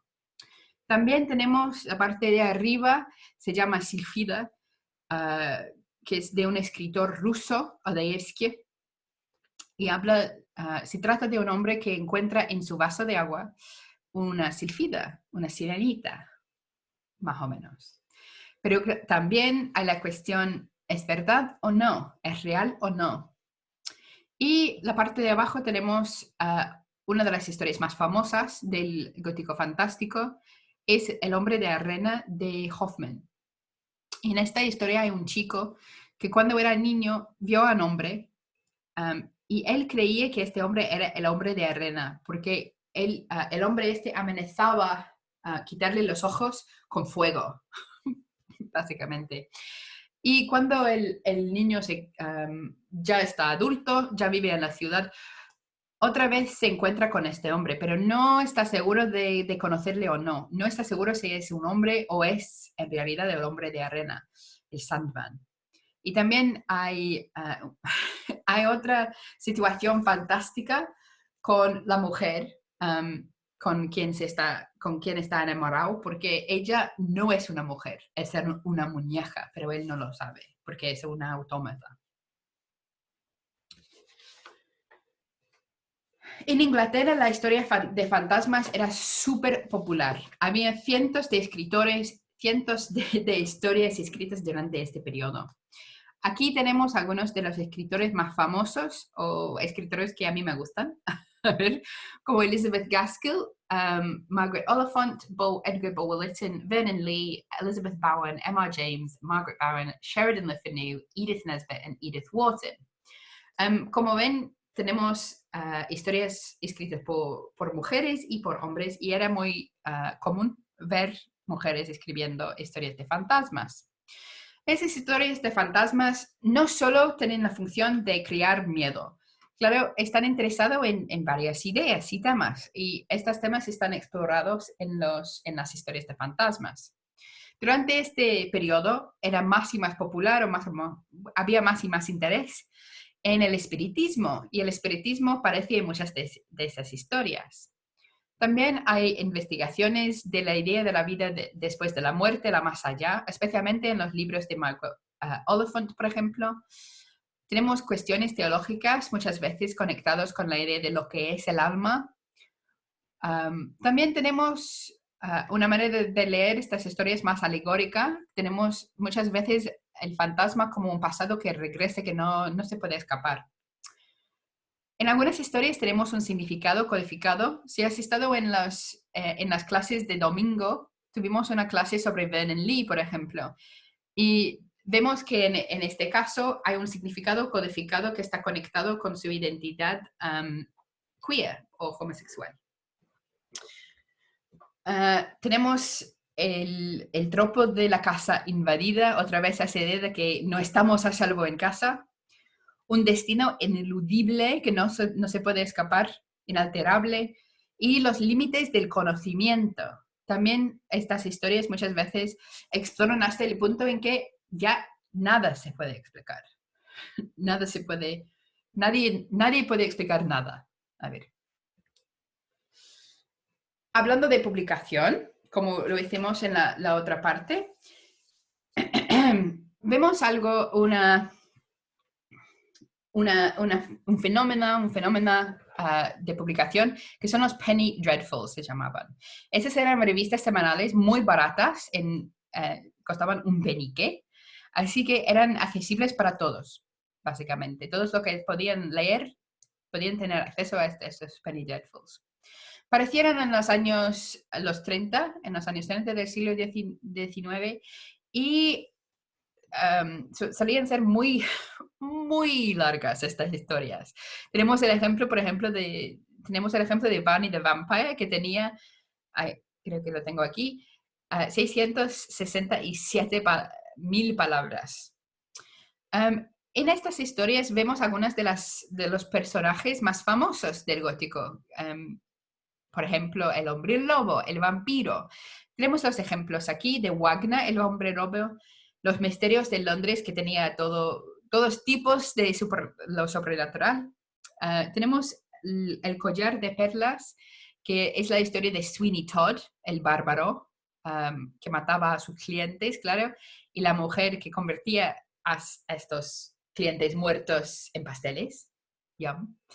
También tenemos Barney the Vampire, que es una historia de un vampiro, claro. Así que cuando te dicen que Drácula era el primero en esta época, claro que no. Barney era el más popular durante muchos años. También tenemos una forma de literatura nueva en esta época, en los años 20 y 30 del siglo XIX, que se llamaba Newgate. literature. Y hablaba de crímenes y criminales sensacionales. He dado aquí dos ejemplos, dos libros de un escritor que se llamaba William Harrison Ainsworth. Rookwood se trata de el salteador de caminos, o el bandolero, no sé, Dick Turpin. Y tenemos al lado la historia de Jack Shepherd, que también era la historia de un criminal, de un ladrón, de un asesino. Y estas historias eran muy populares, pero se cayeron en desgracia alrededor del año 1840, porque había un caso en que la vida imitaba al arte. Era el asesinato de Lord William Russell. Oh, lo he hecho mal, pero por su ayudante de cámara, François Benjamin Courvoisier. Tengo que corregir el diapositivo aquí. Y en su defensa, François Benjamin Courvoisier, hablando con su abogado, una vez contó que el libro ese de Jack Shepherd le había influenciado. Creo que el detalle era que él, conectado con esta influencia, era que él cometió el asesinato sin ropa, desnudo, para no cubrirse con sangre, de sangre. Conectado con esta literatura de los criminales famosos, era la ficción sensacional o sensation fiction. Tengo aquí dos ejemplos. La ficción sensacional se trataba muchas veces de crímenes, de pasiones, de misterios y de secretos. El ejemplo del lado izquierdo ahí es, ¿cómo se llama? La mujer en blanco. La mujer en blanco de Wilkie Collins. Es una historia de dobles, de manicomios, de asesinatos, de traición. Es una buena historia, lo recomiendo. No voy a contarte demasiado porque no quiero hacer spoilers. A ver.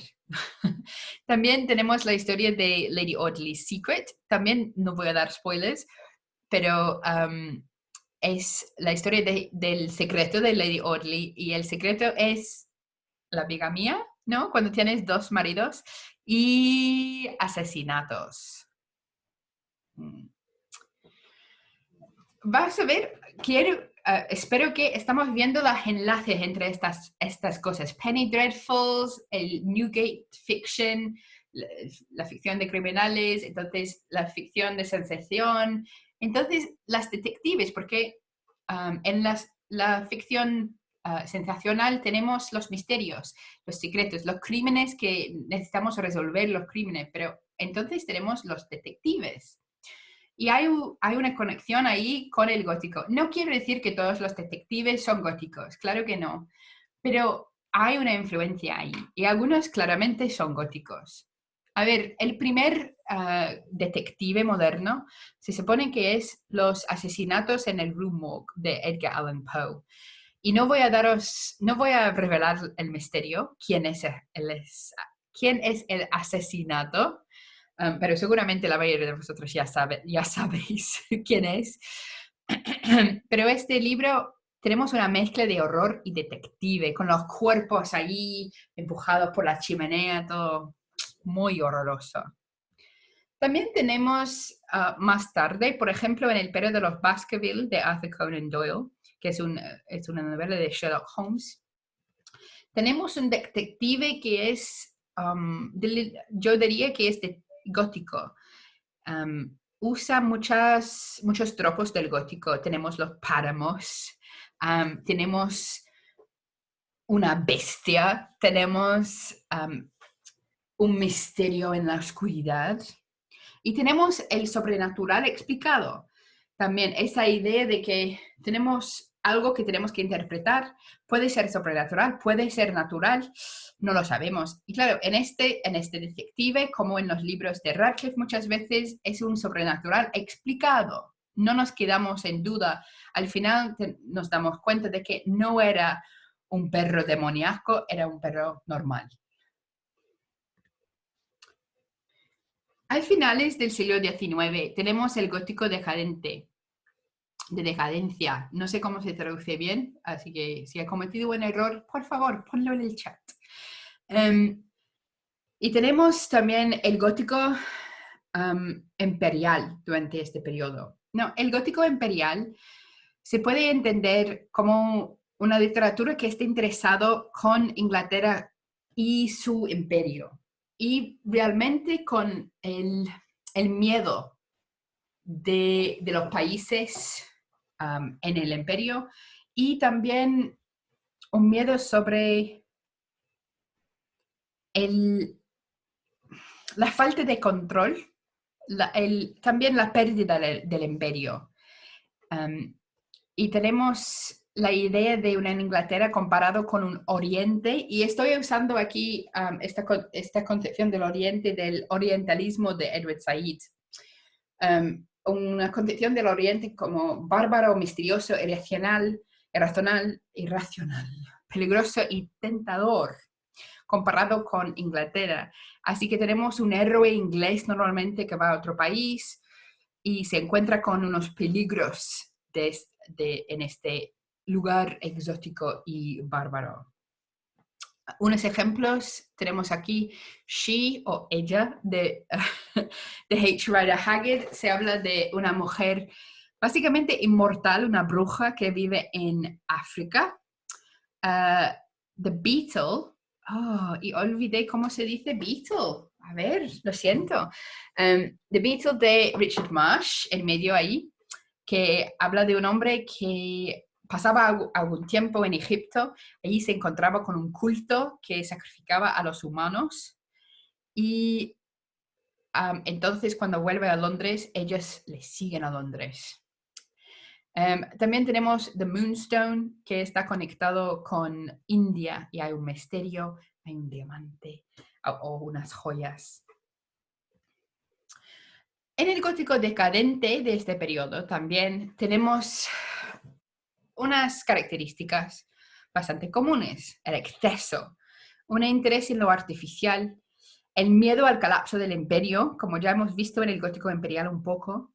El atavismo. El atavismo, si no saben, es como la evolución en revés. La idea de que si tenemos evolución, si podemos evolucionarnos, pues quizá podemos regresar también. Esto es el atavismo. Una conexión con las nuevas tecnologías y un mundo nuevo. A veces hay una relación de miedo. A veces no. Por ejemplo, en el libro Drácula, claro, son las nuevas tecnologías que permiten la victoria sobre Drácula. Otra obsesión del gótico en este periodo es la locura, la psicología y la psicopatía. Hay algunos ejemplos aquí de algunos de los libros más famosos que vamos a ver que son de este periodo del gótico decadente. Tenemos un interés en el doble peligroso. Tenemos dos ejemplos aquí: el curioso caso, claro, de Dr. Jekyll y Mr. Hyde, del Dr. Jekyll y el Sr. Hyde. Y también tenemos el retrato de Dorian Gray. Aquí tenemos un interés en lo superficial de la belleza, claro. También tenemos un interés en la dobleza del humano. En Dr. Jekyll y Mr. Hyde se puede ver también un interés en el activismo, este miedo de que dentro de nosotros tenemos este hombre neandertal casi. Y claro, al finales del siglo tenemos también el regreso del vampiro. Bueno, en realidad siempre ha estado con nosotros, pero los vampiros se han vuelto y nunca se han ido después de esto. Drácula, claro, es el más famoso, y Drácula parecía en los años 90, ¿sí? ¿No? Pero también tenemos la vampira Carmilla, que parecía en los años 60. Muchas veces con los vampiros las mujeres vienen antes de los hombres.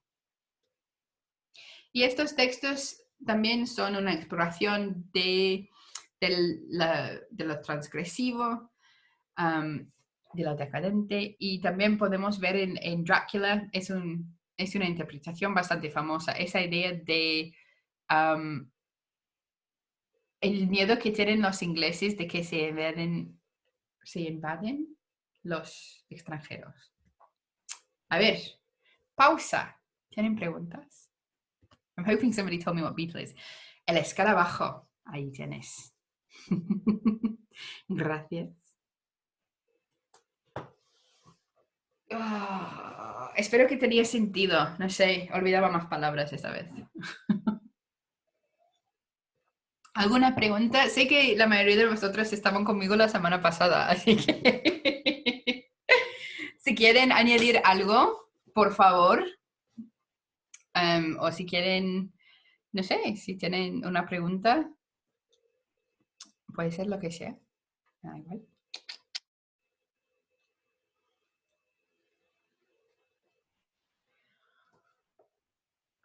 Write down. Voy a apuntar eso de escarabajo para que no me olvide otra vez. Una vez, yo olvidé cómo decir blanco. Así que, sí, en medio de una conversación, blanco, ¿cómo se dice?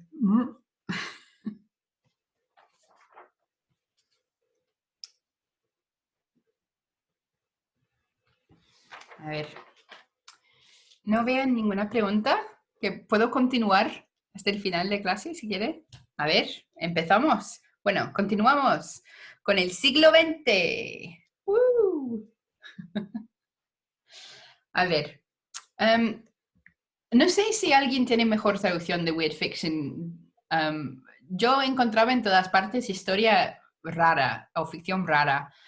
Y no sé si eso tiene como el mismo significado en español como weird fiction en inglés. Pero a ver, en el siglo XX vamos a ver que el gótico tiene muchas direcciones nuevas. Y se va mezclando con otro género como por ejemplo la ciencia ficción, la fantasía, el horror, el horror puro, por así decirlo. A ver, eso es un poco generalizado. Pero el weird fiction es una de estas direcciones. Era muy popular principios del siglo XX y se puede decir también a finales del siglo XIX. He usado aquí la idea de weird fiction que aparece en el ensayo de H.P. Lovecraft, el horror sobrenatural en la literatura. Y quiero decir que eso no es la única manera de concebir de weird fiction. Y hay otras maneras de escribir y de concebir de weird fiction. Pero esta es una idea importante que habla del horror cósmico. Lovecraft dice que los genuinos cuentos fantásticos incluyen algo más que un misterioso asesinato, unos huesos ensangrentados, unos espectros agitando sus cadenas según las viejas normas. Debe respirarse en ellos una definida atmósfera de ansiedad e inexplicable temor ante lo ignoto y el más allá. Ha de insinuarse la presencia de fuerzas desconocidas y sugerir con pinceladas concretas ese concepto abrumador para la mente humana, la maligna violación o derrota de las leyes inmutables de la naturaleza, las cuales representan nuestra única salvaguardia contra la invasión del caos y los demonios de los abismos exteriores. O sea, el horror cósmico nos confronta con el mundo que no podemos entender. Las leyes del mundo en que creemos no funcionan en el weird fiction. Nos confrontamos con el mundo completamente, en realidad, desconocido, que no funciona como creemos. Hay algunos ejemplos de eso weird fiction y de horror cósmico. Y como he dicho ya, tenemos una mezcla en esta literatura de la fantasía, la ciencia ficción y el horror. El primer ejemplo es el susurrador en la oscuridad, The Whispered Darkness, de H.P. Lovecraft. También tenemos, esto es una historia de los extraterrestres, de cerebros en vasos, en jarras, no sé, y misterios. Un universo que es mucho más grande que pensábamos. Y estamos enfrentados con la idea de que no entendemos cómo funciona el universo en realidad. En El dios Pan de Arthur Machen es otro tipo de horror cósmico, porque no estamos confrontados con los extraterrestres ni nada de eso. Estamos enfrentados con la idea de otros dioses, otros poderes que influencia en el mundo. En este caso, claro, el dios Pan, pero no es el dios Pan como parece, no, no es exactamente igual como parece el dios Pan en los mitos griegos, por ejemplo. Es mucho más malvado y amenazador.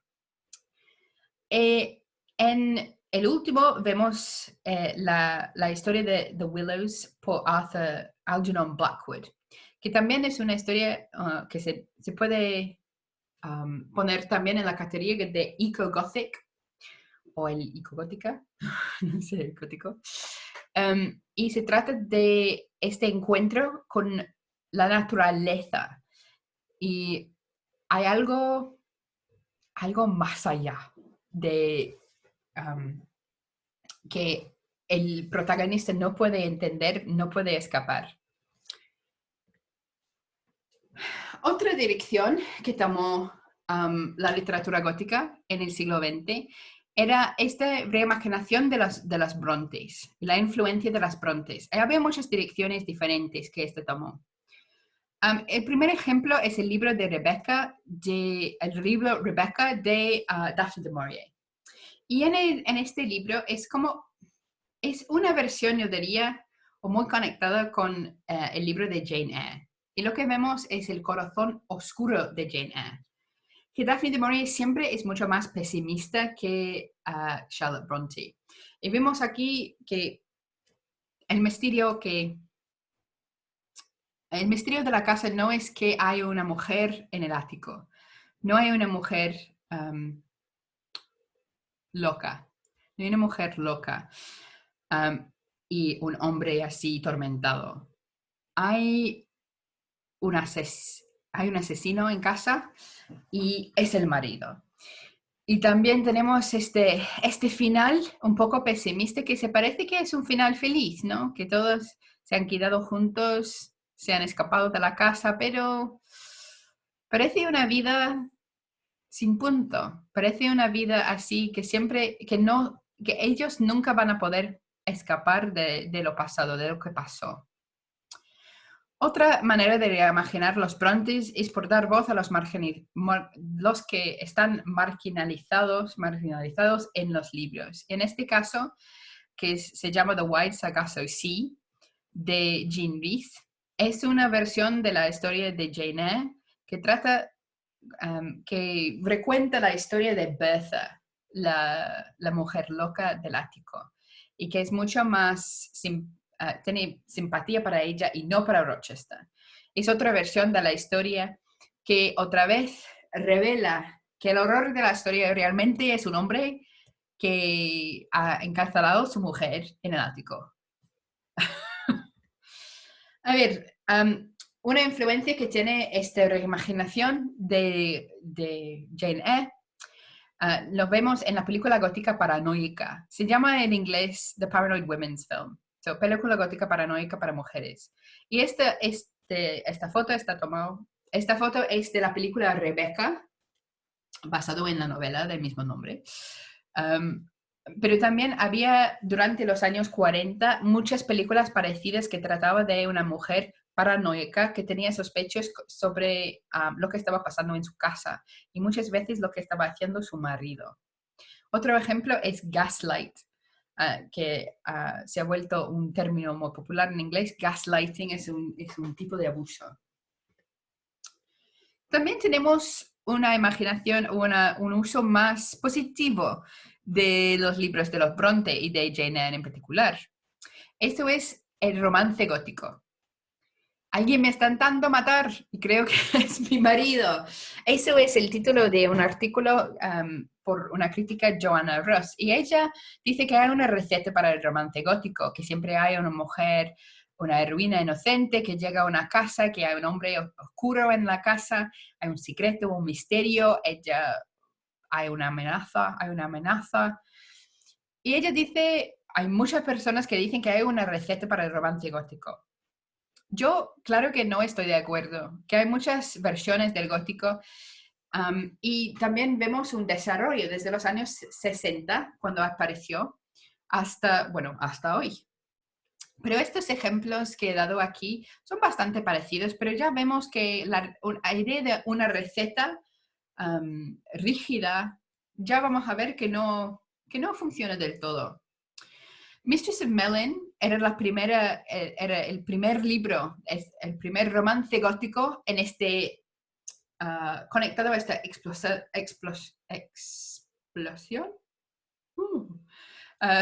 de el auge o el renacimiento del romance gótico en este periodo en los años 60. Se trata de una mujer que va a un castillo nuevo, a un lugar nuevo y que hay un hombre oscuro y todo eso. Pero más interesante para mí es que siempre los libros de Victoria Holt se tratan de las relaciones entre muchas mujeres diferentes, relaciones de niño y madre, de amigos, de rivales. Y eso también está es el corazón del libro para mí. The Trembling Hills es un libro por Phyllis Whitney, que también era otra escritora muy popular y muy famosa de los gothics o los góticos, los romances góticos en este periodo. También tenemos una diferencia, que Victoria Holt normalmente escribía libros que tenían lugar en el siglo XIX, normalmente en Inglaterra. Phyllis Whitney tenía muchas veces la acción ocurría en un mundo más moderno, normalmente en Estados Unidos. En este caso podemos ver, creo que están en Chicago. No, están en California, sí. Master Black Tower tiene lugar en Escocia. A mí me gusta mucho el libro y el dibujo, por eso lo he usado. Madness at the Castle, la locura en el castillo de Susan Claudia, tiene lugar en California. Y siempre me gusta este libro porque hay un castillo en California, pero ¿cómo? ¿Por qué lo han mudado de Europa hasta California? Cada piedra.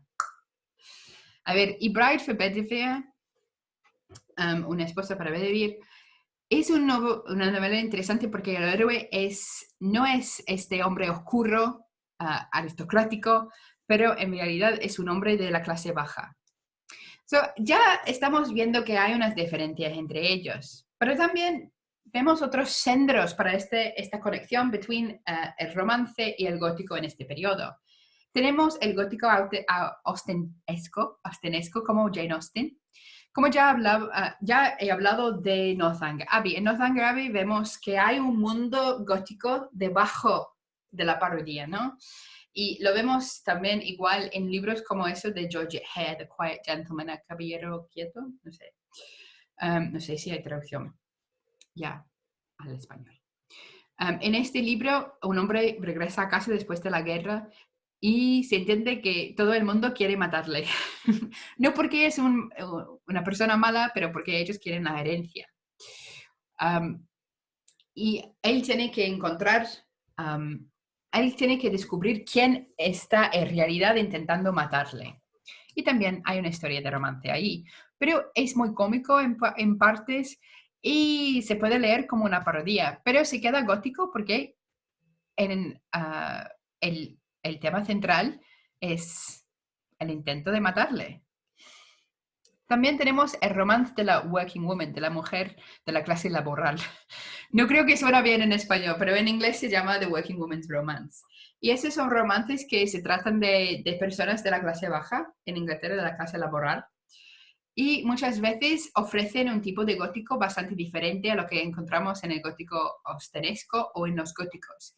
Porque en este mundo no hay una amenaza de cosas. Siempre todo está pasando. La idea es que estas mujeres no tienen que escaparlo, no pueden escaparlo, pero tienen que sobrevivir lo que está pasando. Y muchas veces están víctimas de muchas cosas diferentes. De robos, de violaciones, de asesinatos, de todo, o su familia de asesinatos. Pero también vemos un gótico aquí, una mezcla de gótico y romance. También se ha desarrollado el romance gótico en direcciones diferentes. Tenemos esa idea de diversificando el romance gótico, y este ejemplo, el Gay Week, es un ejemplo de un romance gótico queer, que tiene una relación homosexual, que se trata de una relación homosexual. También tenemos el romance paranormal. Joseph Crawford ya ha hablado de cómo vemos en el siglo XX que llegamos desde el romance gótico hasta, por ejemplo, Dark Shadows, que se trataba de un vampiro, y llegamos hasta los años 70 y los libros de Anne Rice, donde tenemos estos vampiros así muy sexys, y llegamos al día de hoy cuando tenemos cientos, millares, millones de libros de romance paranormal, que tiene cambiaformas, vampiros, hombre lobo, fantasmas, demonios, ángeles caídos, todo. Y eso es un género que se queda muy popular todavía, claro. Ya llegamos hasta el fin. Voy a comentar brevemente sobre el hecho de que el gótico y el horror, las películas de horror, claramente están conectados. Podemos decir unas diferencias, pero hay una influencia, claro. En el lado izquierdo tengo una foto ahí de algunas imágenes de las películas de Hammer Horror, que claro, se ve es muy gótico, es un tipo de horror muy gótico, en parte por la estética, en parte porque normalmente son adaptaciones de libros góticos de una edad anterior. Pero también podemos ver cómo este cine de adaptaciones de libros góticos, este cine gótico, se desarrolló al cine de horror. Por ejemplo, las películas de zombies, de Dawn of the Dead, los slashes como The Texas Chainsaw Massacre, las historias de demonios, de fantasmas como Poltergeist y The Exorcist, y las películas de asesinos en serie, de el horror psicológico, como lo de Psycho de Robert Bloch. Pero también vemos hoy en día un regreso, yo diría, a un estético más gótico, a un cine más gótico. Tenemos, claro, en las películas de Guillermo del Toro un interés en el gótico, Forma de Agua y La Cumbre Escarlata. Y también, por ejemplo, en este intento, en la película en medio de Drácula, este interés en mezclar otra vez el miedo y el deseo en nuestras películas de gótico, en estas películas de horror, que no es solo una presentación de ideas y imágenes horribles, aunque las películas de horror también son mucho más que esto, pero tenemos interés en explorar el deseo. Normalmente un deseo transgresivo que está conectado con el miedo, entre el miedo y el deseo. Así que ya llegamos al fin. Y quiero decir que hoy en día, claro, el gótico sigue existiendo y en muchos modos diferentes, muchos géneros. Tenemos videojuegos, podcasts, parodias, pastiches, reinvenciones, turismo, libros. El gótico sigue vivo. Tengo ejemplos aquí de los Monsters, que ejemplo es un pastiche del gótico. Return to Ravenheist, de regreso a Ravenheist, que es un videojuego de encontrar objetos. Tengo los Penny Dreadful, que era un serial en la televisión hace unos 5 años, que claro, tenemos muchos seriales ya que son muy góticos. El Under the Pendulum Sun, que también es una reinvención, un pastiche del gótico libro. Tenemos momentos muy góticos en otras series, por ejemplo, esto de los Weeping Angels en Doctor Who, el Doctor ¿Quién? En Magnus Archives es un podcast, Vault of the Vampire y otros libros así son libros juegos que se puede, tú eres el héroe, son muchos ejemplos, Elvira, claro, la reina del gótico y cosas así que están interesados en esta exploración de la posibilidad de lo sobrenatural como BuzzFeed Unsolved. Todas estas cosas tienen algo que ver con el gótico, o son góticos o se puede ver la influencia del gótico. De todos modos, el gótico sigue vivo hasta hoy en día.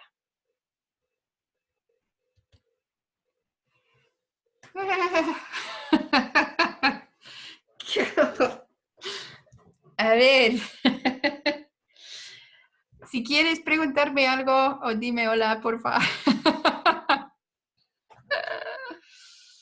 Ya ves, no he hablado tanto en español desde hace años.